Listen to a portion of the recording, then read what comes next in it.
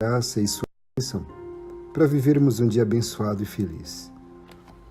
Ó Jesus, Mestre, que dissestes, onde 2 ou mais estiverem reunidos em meu nome, eu aí estarei no meio deles. Ficai conosco, Senhor. Aqui reunidos nós estamos em teu nome, para louvar, bendizer, agradecer por mais um dia de vida. E através dessa leitura orante da Palavra de Deus, nós queremos glorificar o Pai. Ó Jesus, sois o caminho e a verdade, iluminai-nos para que melhor compreendamos as Sagradas Escrituras. Sois o guia e o caminho, e fazei-nos dóceis ao vosso seguimento. Sois a vida, transformai nosso coração em terra boa, onde a Palavra de Deus possa produzir frutos abundantes de santidade e missão.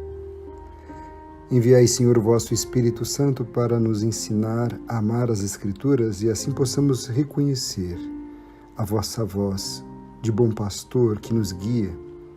E enviai o vosso Espírito Santo para que não tenhamos medo de acolhê-la, de escutá-la, de vivê-la conforme a vossa vontade.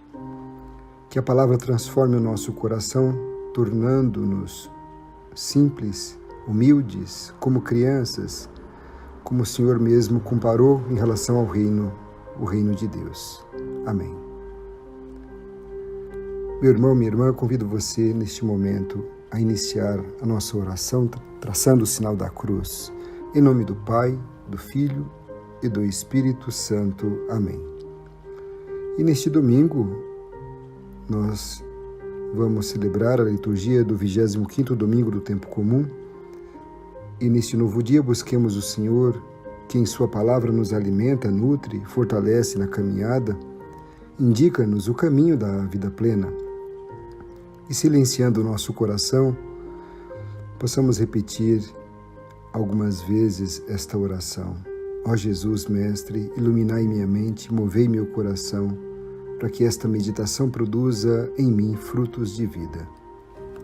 Ouçamos neste momento o que diz o texto do Evangelho de hoje. Marcos capítulo 9, versículos 30 a 37. O Senhor esteja convosco. Ele está no meio de nós.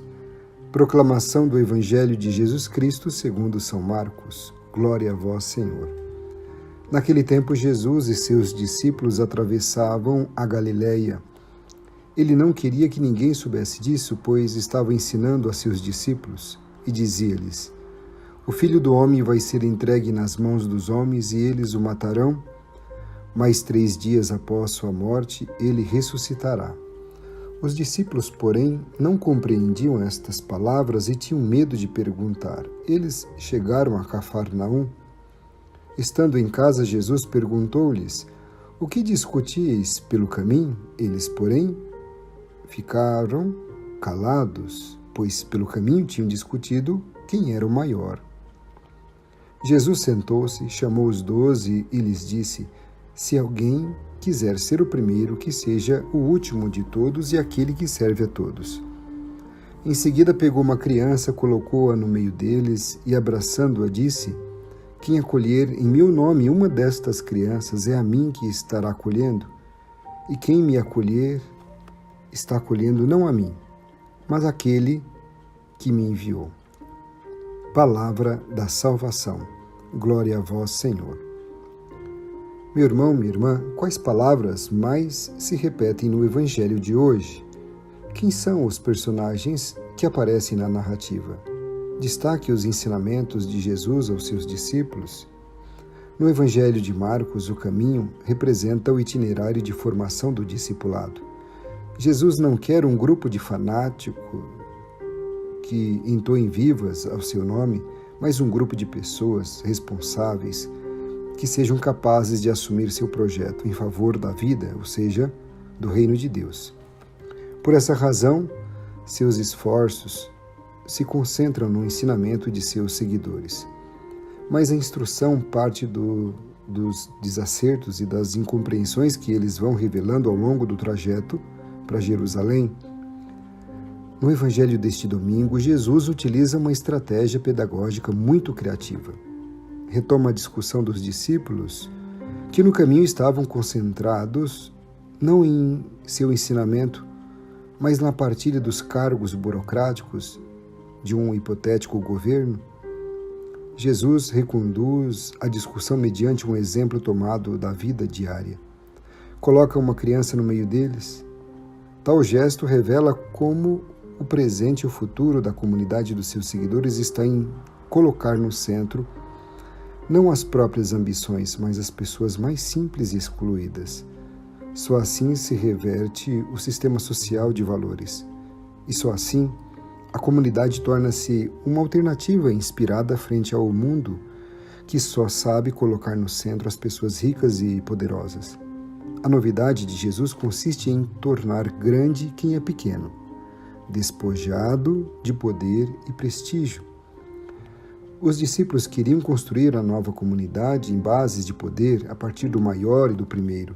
Mas Jesus não precisa de maiores nem primeiros, mas busca os últimos e servidores. Quer pessoas que saibam se colocar no final para ajudar os outros a partir desse espaço, superando a lógica do mando. Ao falar assim, não combateu um simples vício de egoísmo, mas inverteu as estruturas mesmas da velha sociedade, edificada a partir dos poderosos. Ninguém briga para disputar o último lugar. Nunca. Ninguém briga para ser o menor. Todos discutimos e buscamos o primeiro lugar. Essa foi também a conversação dos discípulos pelo caminho. Ninguém estava disposto a ser o último, a pegar o serviço mais difícil, mais penoso.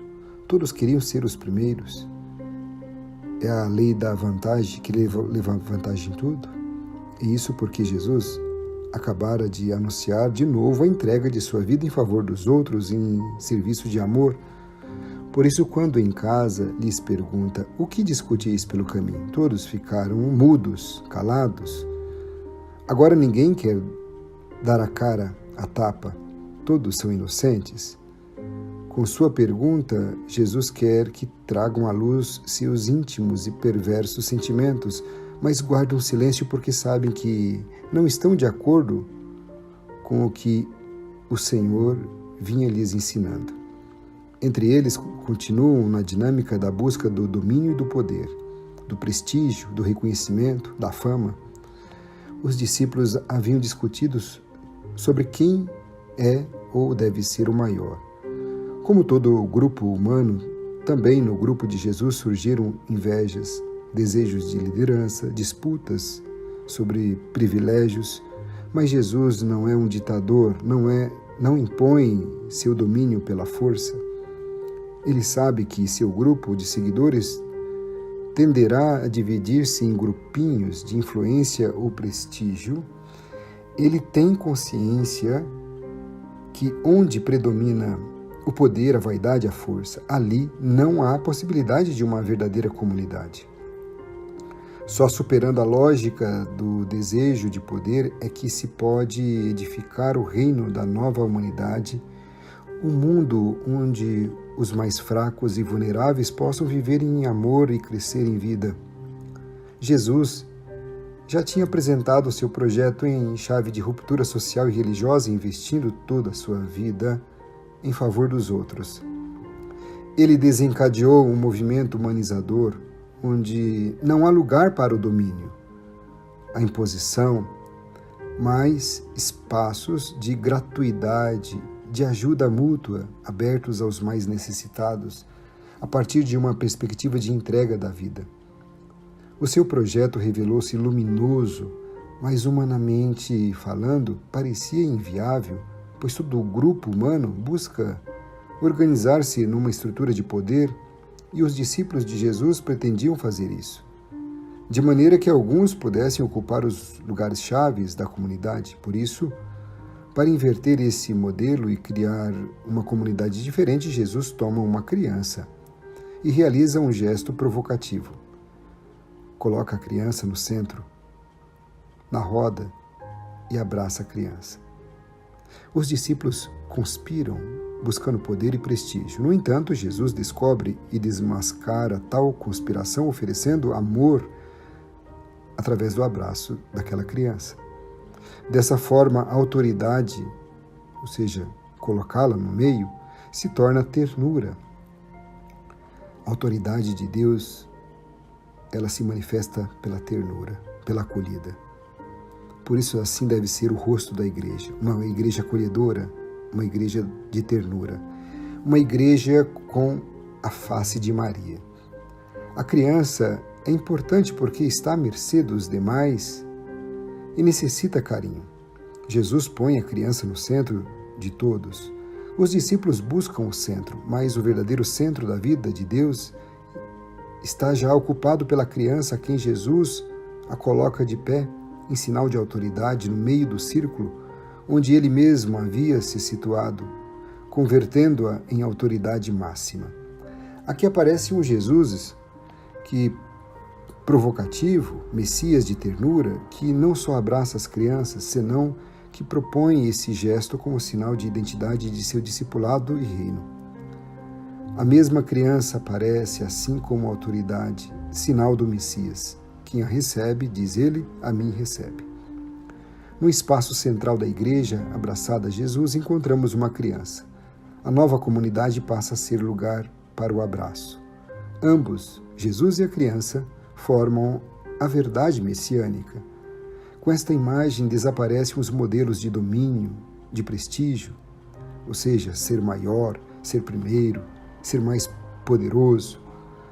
A criança é a maior e a primeira. Não é preciso buscar mais.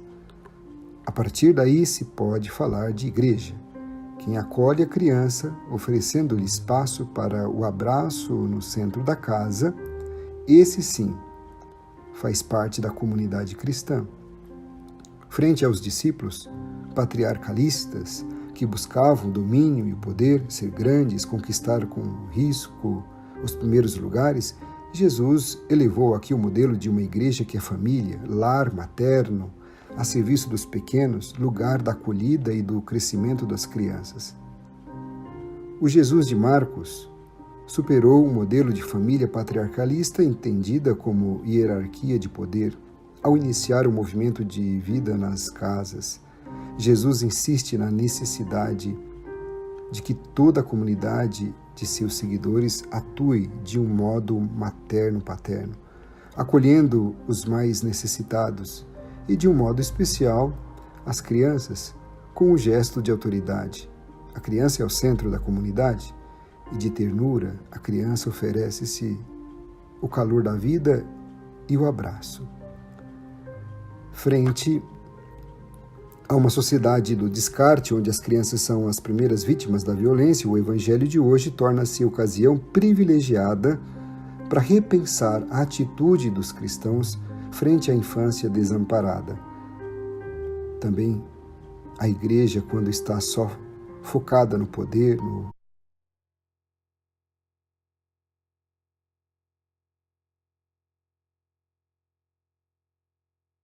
para com os mais frágeis, para deixar-se contaminar pela mosca azul do poder e prestígio. O que importa para a igreja é oferecer espaço humano à criança que já existe e que ocupa o seu centro.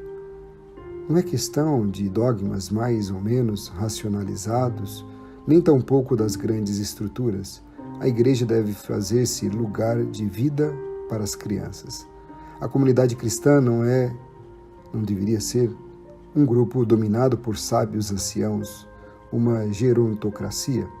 Não é sociedade de sacerdotes poderosos ou influentes, um sindicato de burocratas do sagrado, funcionários que escalam passo a passo os degraus de sua grande pirâmide de influências, poderes, competências e também incompetências. De acordo com o Evangelho deste domingo, a igreja é, antes de tudo, lar, casa para as crianças, espaço onde encontram acolhida e ajuda para seu crescimento humano e espiritual. Meu irmão, minha irmã, depois dessa reflexão, medite agora, faça uma segunda leitura do texto e permaneça em silêncio por alguns instantes. O que o Senhor lhe quer dizer por meio do texto? Qual é a importância das palavras de Jesus para a sua vida? Como você entende o convite de Jesus? Se alguém quiser ser o primeiro, seja o último de todos, aquele que serve a todos. Em nossa sociedade, em que a disputa pelo poder e a defesa de privilégios aumentam a cada dia, é impossível viver os ensinamentos de Jesus. Se nós não nos fizermos humildes, simples como as crianças. Santo Agostinho dizia que precisamos viver a humildade, e a humildade é condição para vivermos o reino de Deus. Apresente ao Senhor a sua oração, recorde as luzes e apelos que a palavra despertou em seu coração. Peça a graça de, a exemplo de Jesus, ter um coração aberto ao serviço generoso e acolhedor aos irmãos e de ser um promotor da vida. Ó Jesus, Mestre divino, vós sois a vida, o amor. Morrestes numa cruz para o mundo renascer todo novo, vida plena. Nós vos louvamos, Senhor, pela vida que nos dais. Vós viveis em nós, nós vivemos em vós. Vós sois a nossa vida. Ó Jesus, Mestre divino, dai-nos o Espírito Santo. Seremos livres, enfim. Saberemos amar, espalhar só o bem e a paz. Ó Jesus, Mestre divino, plenificai o nosso ser. Nossa vida vos irradie, nossa voz sempre anuncia ao mundo a boa nova. Amém. Pai nosso que estais no céu, santificado seja o vosso nome. Venha a nós o vosso reino, seja feita a vossa vontade, assim na terra como no céu. O pão nosso de cada dia nos dai hoje, perdoai-nos as nossas ofensas, assim como nós perdoamos a quem nos tem ofendido. E não nos deixeis cair em tentação, mas livrai-nos do mal. Amém. Ave Maria, cheia de graça, o Senhor é convosco, bendita sois vós entre as mulheres, bendito é o fruto do vosso ventre, Jesus. Santa Maria, Mãe de Deus, rogai por nós, pecadores, agora e na hora de nossa morte. Amém. Glória ao Pai, ao Filho e ao Espírito Santo, como era no princípio, agora e sempre. Amém. A palavra de Deus encontrou sintonia em sua vida? O que você deseja colocar em prática neste dia? Procure olhar o mundo e a vida com os olhos de Deus. Por isso, elimine do seu modo de pensar e agir aquilo que não vem de Deus. Toda pretensão de ser o maior, melhor do que os outros, de ser servido. Procure eliminar isso. Busque servir e ajudar as pessoas. Escolha uma frase ou palavra para memorizar e repeti-la durante o dia. Há gestos cotidianos que nos ajudam a descobrir em profundidade quem somos realmente. Um abraço, um beijo, uma mão estendida, um olhar sereno. São gestos que quebram toda a pretensão de poder e desmascaram o impulso de querer colocar-se acima dos outros. São gestos que nos recordam que somos seres amados, amados pelo Senhor. Sem dúvida, esta é a linguagem de Deus. Ele se desvela mais nos gestos, que dão conteúdo a tantas palavras já desgastadas. Prolongar no seu cotidiano o modo terno e carinhoso de ser e de agir de Jesus, sobretudo com os mais frágeis. Que Deus nos abençoe e nos guarde, que Ele nos mostre a sua face e se compadeça de nós. Que volte para nós o seu olhar e nos dê a paz. Abençoe-nos, Deus misericordioso, Pai, Filho e Espírito Santo. Amém. Se alguém quiser ser o primeiro, que seja o último de todos e aquele que serve a todos. Um abençoado domingo a você e sua família. Um forte abraço e fique na paz.